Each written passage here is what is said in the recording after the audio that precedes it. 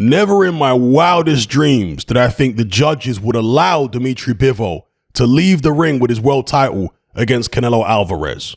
I thought that if Bivol was to get a decision in this fight, he would have to drop Canelo a few times, he'd have to bust up his face, he'd have to make the beatdown so extreme that the judges would be risking prison time by giving Canelo a decision. Now that didn't happen, of course. Dmitry Bivol won the fight, yes, certainly won it by several rounds on my scorecard, won it unanimously on the judges' scorecards, 115 to 113.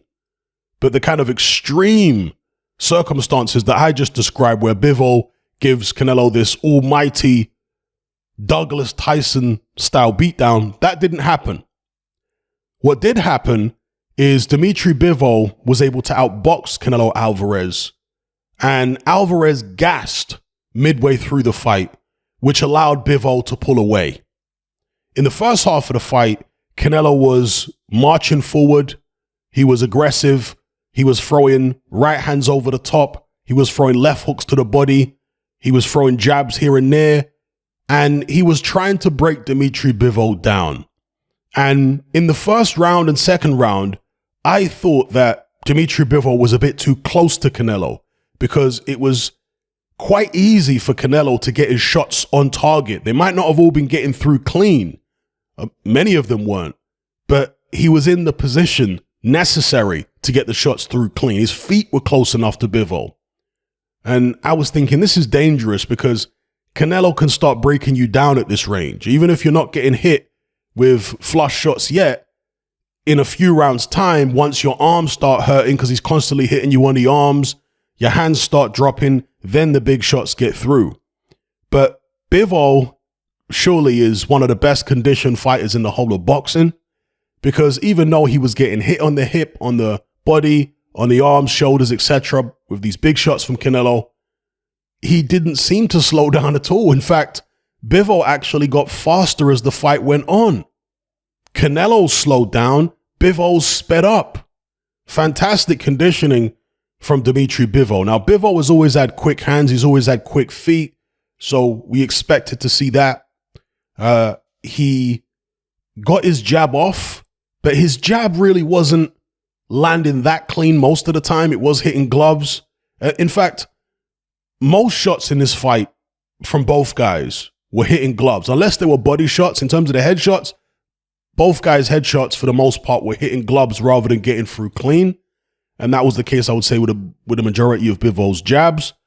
But Bivol would put his shots together, and he would do it in such a way that Canelo would expend quite a bit of energy getting away from Bivol's shots. You see, with a lot of fighters, they'll throw 1-2, 1-2-3 against Canelo. He can evade those shots and still have enough energy to come right back at you with counters. Whereas Dmitry Bivol would throw 4, 5, 6 shots sometimes. And particularly from the mid-rounds on, Canelo would exert a lot of energy just evading the punches.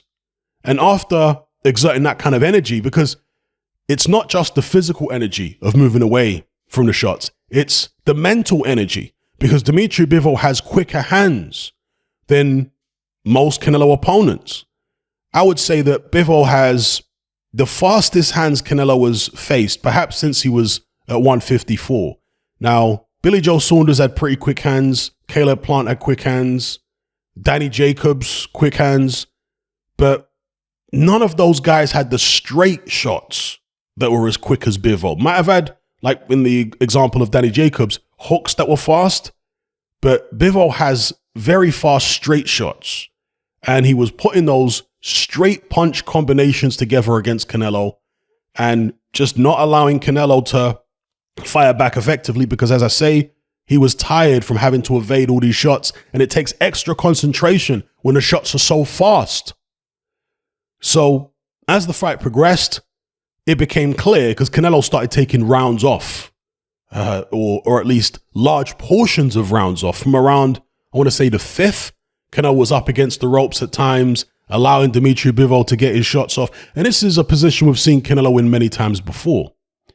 But again, here against Bivol, Bivol took advantage of it.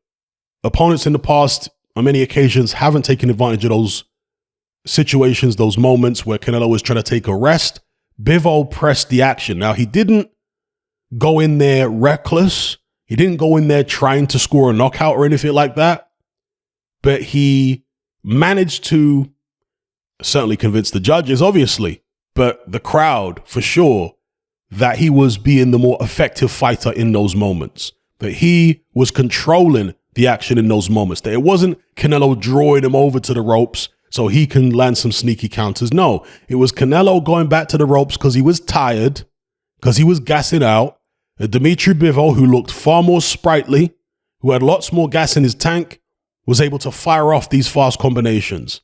Now, the Canelo fans might say, yeah, but a lot of the combinations were missing and they weren't getting through clean. Okay, I'll take that. But what was Canelo landing clean? In the early rounds, I want to say rounds 1 to 4, Canelo landed a few clean shots to the head. There was a few uppercuts I remember landing clean. But even those uppercuts were partially blocked, or they were slowed down by Dmitry Bivol's guard. So Canelo was able to slop through some uppercuts, but because they had to be forced through Bivol's very tight guard, it took a lot of the velocity and a lot of the force off them. So by the time they landed, they didn't have the same impact that they would have done if they'd landed without being partially slowed down by Bivol's gloves, by his guard. So yeah, Canelo landed some clean ones early on, but as the fight progressed, the amount of clean shots that Canelo was landing was falling, and the amount of clean shots that Bivol was landing was rising. So yeah, by the end of the fight, perhaps Bivol still wasn't landing clean with the majority of shots he would let off in a combination, but it was still more than Canelo was landing, and that's enough to be winning the rounds. So yeah, it gets to the championship stage, and it's very clear. Chris Mannix's scorecard on DAZN, the crowd, etc. I have to imagine most other fans watching at home, perhaps even the fans in the arena. It was clear at that stage that Canelo was in trouble. At least from a fan scorecard perspective, even a pundit scorecard perspective, he was in trouble. But again, convincing the judges that Canelo was lost the fight is a much more difficult thing, because if you told me, and there were several people in my element group picking Dmitry Bivol to win, and you know, we had a conversation and a couple of people asked for my prediction. I said my prediction is, unfortunately, the cliche, Canelo on points. I can't see Bivol being allowed to walk away with his belt unless he drops Canelo several times and beats him up. How is he going to get a decision over Canelo? He's not going to knock him out. Bivol's not that kind of puncher. Canelo's got a great chin and a great defense. So forget about knocking this guy. That's not happening. So what you're hoping for is the judges to grow a conscience. I actually watched this on Teddy Atlas's pre-fight video, his preview they did with Ken Rideout. And he said something similar. He said, look, unless the judges are going to have some type of epiphany where they decide to become, you know, decent all of a sudden and have some morals and ethics out of the blue, then Canelo winning or Canelo losing on points seems highly unlikely. But that's exactly what happened here. Now, what you could say is that Dmitry Bivol deserved to win by a wider margin than he actually did. Because again, it was 115, 113 on all three judges' scorecards, a unanimous decision. Chris Mannix's scorecard, I think, was much wider than that. Might have been 117, 111 for Bivol, something like that. And I have to imagine that many people, many of you guys scoring at home, thought that it was a much wider decision for Dmitry Bivol. So perhaps the judges did try their best to give Canelo Alvarez the benefit of the doubt, making it only Bivol's fight by a 2-round margin. But thankfully, they didn't get so criminal, the kind of criminality that I described earlier, whereby they would demand several knockdowns from Bivol. They would demand terrible facial damage inflicted on Canelo in order to maybe give Bivol a draw, or give Bivol the fight by a point in a split decision. So, yeah, that scenario didn't happen. We did see something a bit unusual, I guess, or certainly for me, unexpected. And that is some semblance of fair judging in a Canelo Alvarez fight. Some semblance. And that allowed Dmitry Bivol to become only the second man to officially defeat Canelo Alvarez in his professional boxing career. Bivol maintained excellent balance in the fight. He drew Canelo's sting. He blocked Canelo's shots. He proved far more resilient than any of Canelo's more recent opponents. And that's very important. As I described earlier, Bivol wasn't broken down by the kind of shots which broke Caleb Plant down, which broke Billy Joe Saunders down, which broke, many other fighters down. He wasn't broken down by those shots. And I'm not just talking about the shots that land to the head. I'm talking about the body shots. I'm talking about the shots that land on the shoulders and the arms. Normally, these kind of punches wear an opponent down. But Dmitry Bivol absolutely teaked tough physically. I'm not saying that he just has a good chin and all this. No, I mean his body, his arms, right? His muscles. He's physically, clearly very, very tough. And I guess you have to factor in him being a natural light heavyweight as well, because the guys who Canelo fought in the past, certainly in his recent career, have been super middleweights rather than light heavyweights. So though Dmitry Bivol is not the biggest light heavyweight out there, he's long said that he can make 168 pounds. Well, although it was a few years ago, I'm not sure how easily he'd make it now.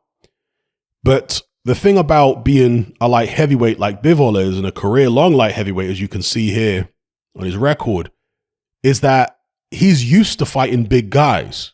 This is the thing. It's not just about his physical size. It's about the fact that he's used to fighting big, strong men who hit very hard. So when Canelo was hitting him on the arms, was it any more painful? Was it any more damaging than when Joe Smith was hitting him on the arms? Does Joe Smith hit harder than Canelo? Perhaps he does. So Dmitry Bivol made this fight a technical fight, and Canelo wasn't actually strong enough, didn't hit hard enough to make it a physical fight. And he didn't have the stamina either to be able to drag Dmitry Bivol into the kind of fight that he wanted. Not that Canelo is a slugger. He's a skillful pressure fighter. He's also good on the back foot. But he wanted, and he always wants, a more stationary opponent so he can get his shots off, his combinations, and so on. But Dmitry Bivol used that excellent. He almost has a karate-style boxing stance. And some of the guys from Eastern Europe do have this. They almost have like a karate stance, and they shuffle forward. This is certainly Dmitry Bivol's style. Shuffles forward on his feet with very good balance, maintains his poise. He's able to punch very quickly. In a split second, the blink of an eye, can get 4 or 5 shots off. Straight shots, fast shots. In this kind of karate-style boxing stance.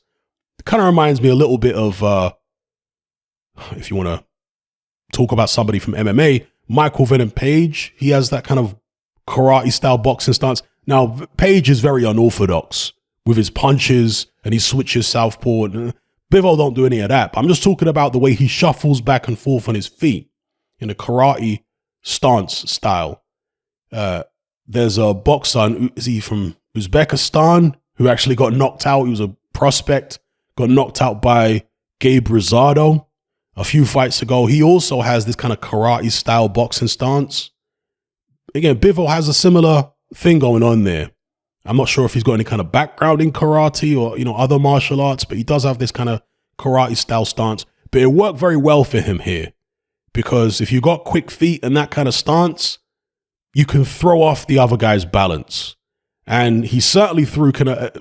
The more tired Canelo got, the more Bivol was able to throw his balance off and use that stance to get in and out of range, make Canelo miss, move into range, make him pay, get back out. It was beautiful boxing from Dmitry Bivol. Also, there were moments where Canelo would have Bivol trapped on the ropes. This even happened early in the fight. It wasn't just something that developed later on. But there were moments where Canelo would have Bivol trapped on the ropes, and Bivol was able to spin off the ropes very effectively. Canelo might get one shot off, which Bivol was able to block, but then he would spin off and he would have Canelo turn to the ropes rather than himself. That's an old boxing move, but it's a move you don't often see against Canelo Alvarez. Certainly not executed as successfully and as excellently as we saw here from Dmitry Bivol. So again, big congratulations to Bivol for breaking Canelo Alvarez's long unbeaten streak. The last time he lost was against Mayweather. I forget which year that was. It was so long ago. Congratulations for Bivol for being able to do that. Yes, there have been other people who fans believe should have got the decision over Canelo. People like Triple G, even the likes of Austin Trout, Erislandy Lara. Some even say Miguel Cotto back in the days, in some people's eyes, should have got a decision. Certainly Cotto thought he won the fight. He was so disgusted by the decision that he left the ring without even being interviewed. So it's nothing new for Canelo Alvarez to lose a fight in the eyes of the fans. But for him to lose a fight in the eyes of the judges, I mean, even against Mayweather, who clearly beat him, he was given a draw by one of the judges. That's how bad it is with Canelo Alvarez. When it comes to the politics, he got a draw on one of the judges' scorecards against Mayweather. And Mayweather was the A side. Mayweather was a huge brand name in boxing. And somehow Canelo got a draw on a scorecard. Oh my gosh. It still shocks me to this day that he managed to do that. That the judges managed to do that. Well, one judge managed to do that for him. No such luck here though. Will Canelo be having words? Does he feel like he won the fight? I'd be interested to hear what Canelo has to say post-fight. I'd be interested to hear what his trainer, Eddie Reynoso, has to say. Now, as far as I'm aware, there is a rematch clause in place for this fight. And again, as far as I know, it's for Canelo to get the rematch. And that's very unusual for a challenger to have a rematch clause against the champion. Normally, it's the other way around. The champion gets the immediate rematch if he's given a voluntary defense and he loses. He gets the immediate rematch against the challenger. But in this instance, no. In this instance, the challenger gets an immediate rematch clause in the contract. So you have to imagine that they're going to run this fight back.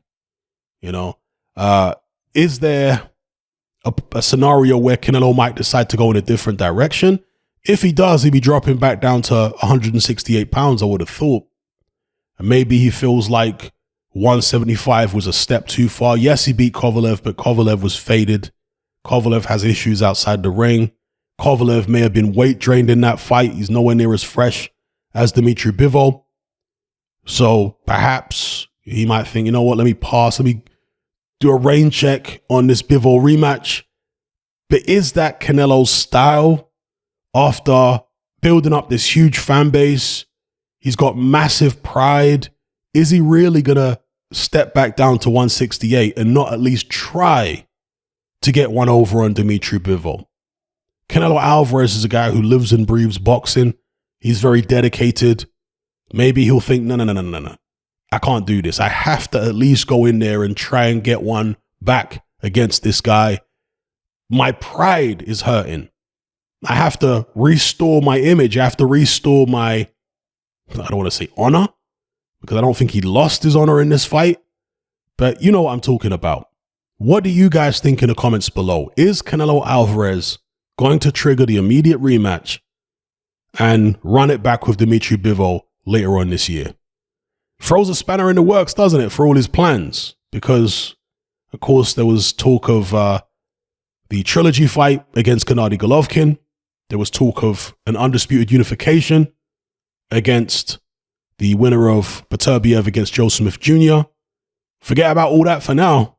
perhaps forget about all that forever. Because if he can't get a victory over Dmitry Bivol in a rematch, then that dream is over for Canelo.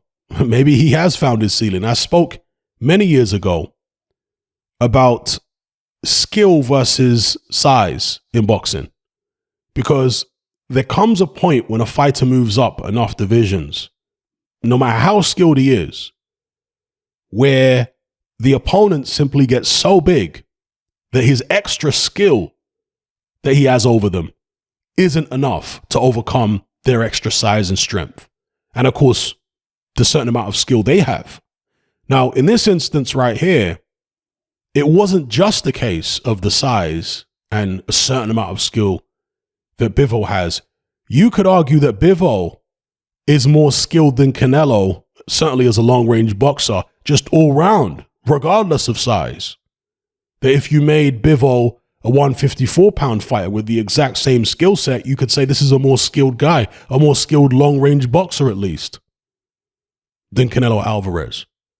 So that's what he was up against. He was up against the guy who was too big to bully, right? And when I say too big, again, he's been fighting at 175 his whole career, so he's used to the Joe Smiths and these big, strong, light heavyweights.